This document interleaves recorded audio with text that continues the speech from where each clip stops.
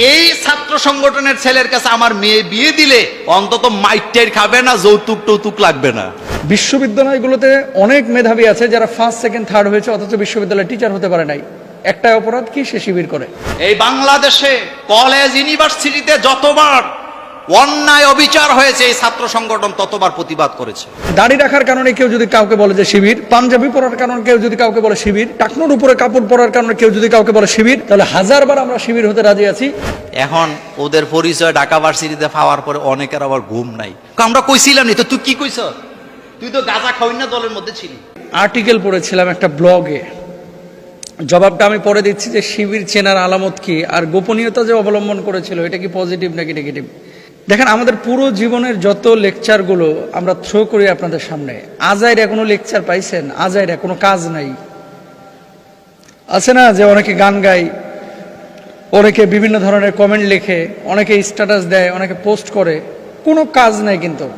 মানে এটা লক্ষ্য নয়, উদ্দেশ্য নয়। আমাদের যে স্পিচগুলো আপনারা ইউটিউবে সোশ্যাল মাধ্যমে পান, এই স্পিচগুলো সাধারণত দেশ জাতির কল্যাণে কিন্তু আমরা পেশ করার চেষ্টা করি দিনের স্বার্থে।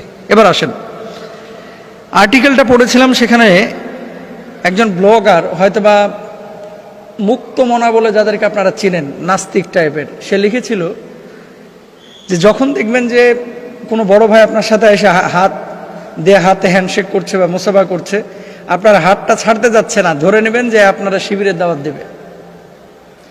এই ব্লগার লিখেছিল। তারপরে দেখেন কয়েকটা কথা লিখেছে, যখন দেখবেন এসব বড় ভাই কথা বলার সময় আপনার শার্টের বোতাম খোলা থাকলে লাগিয়ে দিচ্ছে, ধরে নেবেন যে আপনাকে শিবিরের দাওয়াত দেবে বা সংগঠনের দাওয়াত দেবে।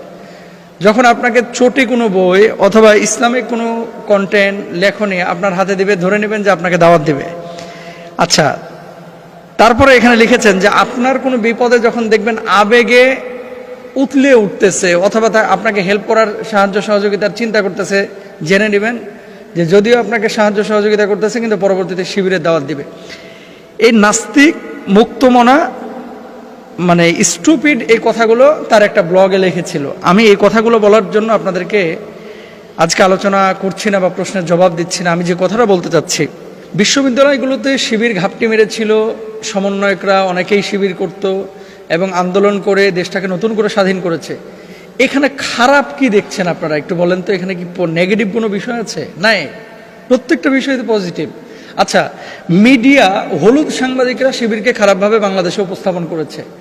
আপনি দেখবেন যে এলাকার মধ্যে সবচাইতে সভ্য, নম্র, ভদ্র যেই ছেলেটা মেধাবী, পড়াশোনা করে, মেয়েদের কোনো আজেবাজে নেশা নাই, তারপরে গাঁজা মদের কোনো নেশা নাই, সিগারেট স্মোকের কোনো নেশা নাই, সেই ছেলেটাকে দেখবেন সে শিবির করে। যেই ছেলেটা টাকনোর উপরে কাপড় পরে, সেই ছেলেটা দেখবেন শিবির করে। যেই ছেলেটা দেখবেন পরোপকারী, বন্যা, তারপরে বিভিন্ন ধরনের ঝড় দুর্যোগ, এ সমস্ত সময় যে ছেলেটা সবার আগে এগিয়ে আসে, সেই ছেলেটা শিবির করে। আচ্ছা, বিশ্ববিদ্যালয়ে যে ছেলেটা মেধাবী, পড়াশোনায় ভালো, এর মধ্যে দেখবেন 50% ছেলে, এর চেয়ে তো বেশি হতে পারে, তারা শিবির করে।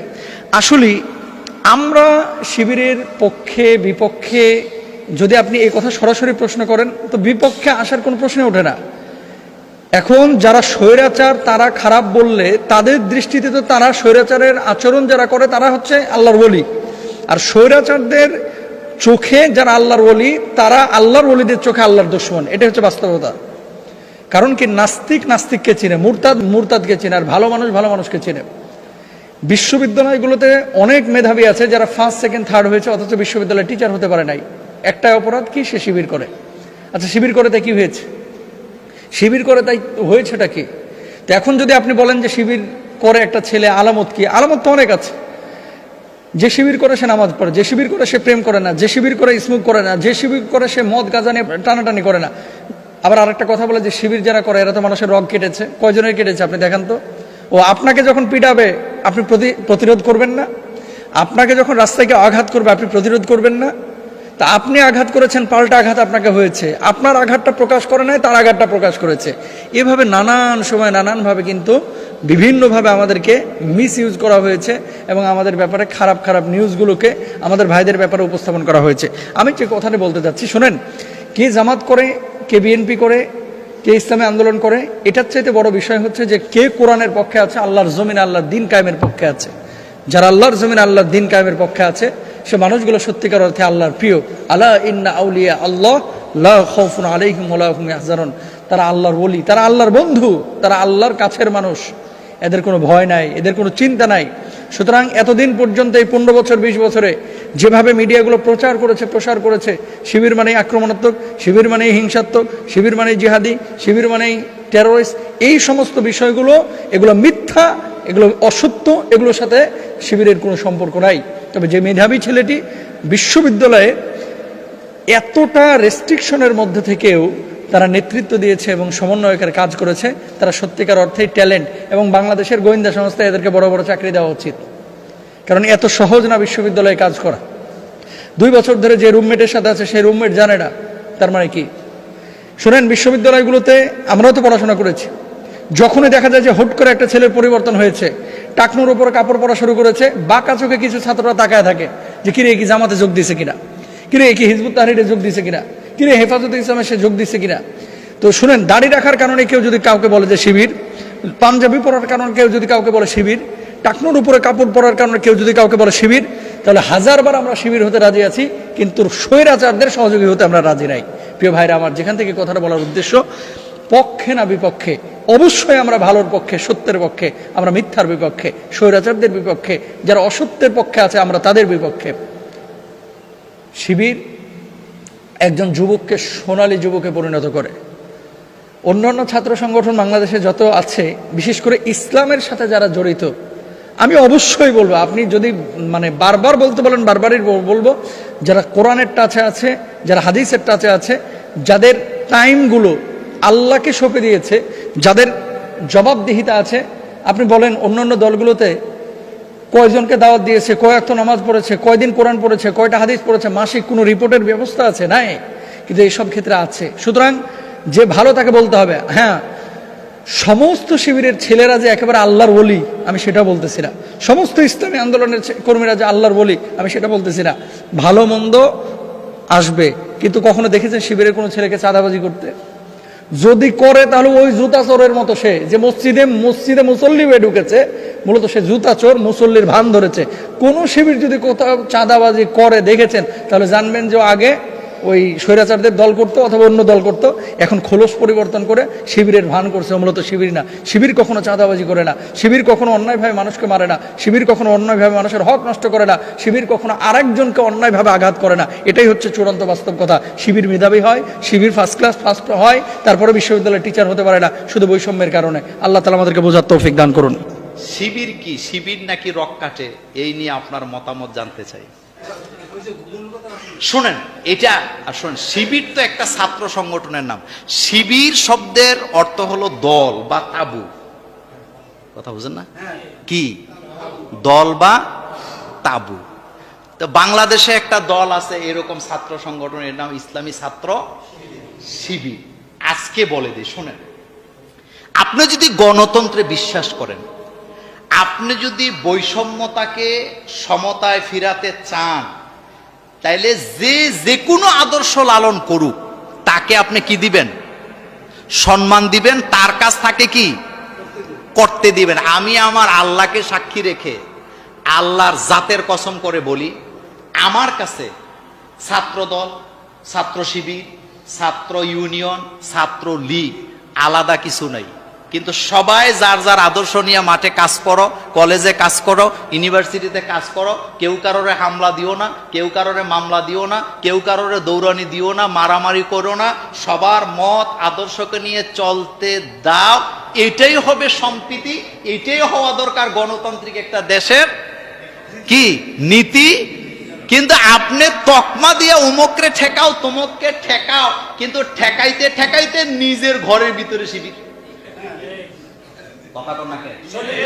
আমি মোল্লা নাজিম, আমি আল্লাহর কসম করে বলি, কুমিল্লার আওয়ামী লীগের এক নেতা আমাকে বলছে, আমার একমাত্র একটা মেয়ে আছে, আপনি তো তাদের সাথে সম্পর্ক ভালো, একটু শিবিরের ভালো টালো নেতা ছিল, এরকম একটা ছেলে আমার মেয়ের জন্য দেখেন তো। কুমিল্লার কথা বলছি আমি, বাংলাদেশ না। আমি বলছি, আপনার মাথা ঠিক আছে? আপনি হলেন চেতনাদারী লোক। কয় হুজুর সব বুঝি। সে নিজে বলেছেন, আমি বিশ্বাস করি যে এই ছাত্র সংগঠনের ছেলের কাছে আমার মেয়ে বিয়ে দিলে অন্তত মাইটের খাবে না, যৌতুক টৌতুক লাগবে না। আপনি এগুলা বাদ দেন। আপনার কাছে এত, আপনি মাথা গরম হয়ে যান, চোখ রাঙ্গায় ফেলেন একটা দলের নাম শুনলে, তা আপনি তার কাছে গেছেন কখনো? আপনি তো যান নাই। সবাই যার যার আদর্শ নিয়ে ময়দানে থাকুক, আমাদের কোনো আপত্তি আছে? কিন্তু আপনি একটা দলকে নির্দিষ্ট করে নিষিদ্ধ করতে চান কেন? এই বাংলাদেশে কলেজ ইউনিভার্সিটিতে যতবার অন্যায় অবিচার হয়েছে এই ছাত্র সংগঠন ততবার প্রতিবাদ করেছে। এখন ওদের পরিচয় ঢাকা ভার্সিটিতে পাওয়ার পরে অনেকের আবার ঘুম নাই। আমরা কইছিলাম নি তো, তুই কি কইছ? তুই তো গাঁজা খাওয়াই না দলের মধ্যে ছিলি।